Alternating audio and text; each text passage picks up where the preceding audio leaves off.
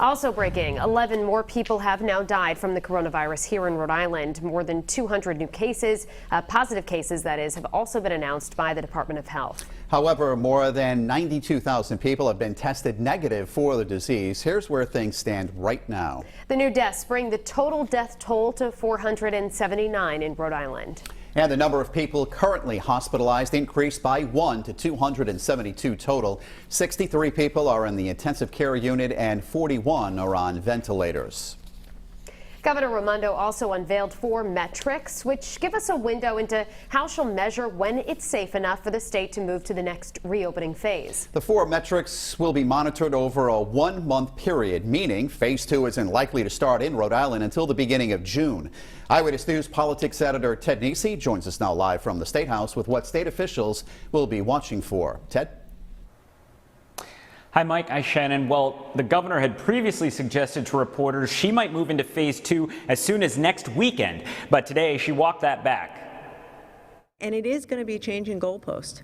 Like, I don't set the goalpost. The virus sets the goalpost. Governor Gina Raimondo acknowledging many Rhode Islanders' weariness after over 2 months of disruptions due to coronavirus. But her outlook is upbeat as the state finishes its first week of a gradual reopening. People have said to me, how's it going?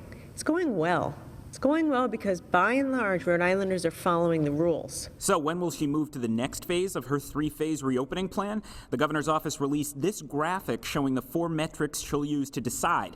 First and foremost, making sure no more than 70% of hospital beds are full at any time. Currently, about 30% of all beds that could be available for COVID patients are filled.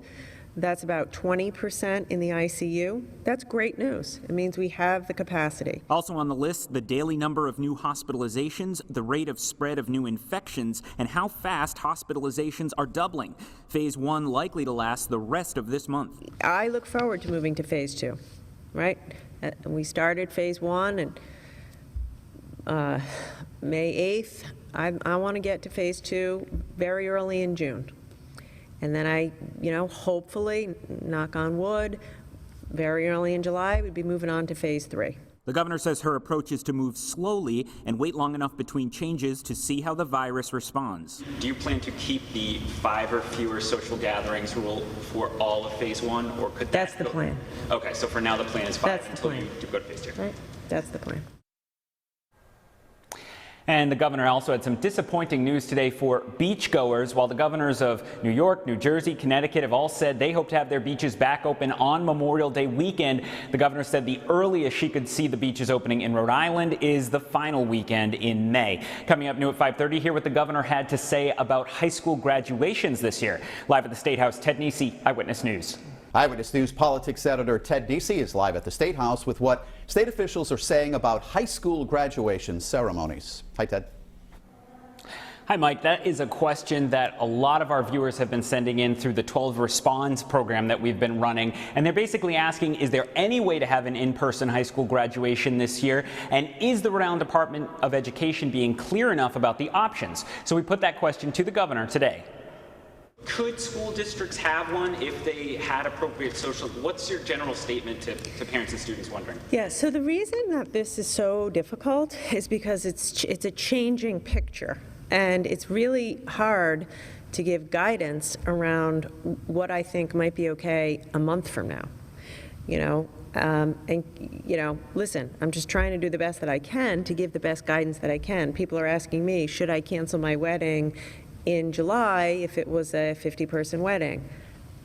That's a tough call. If you can wait, it'd be good to wait. I think the best, safest course of action and the fairest thing for these kids is to give them some certainty, and in the month of May, plan an event which is virtual, which is safe.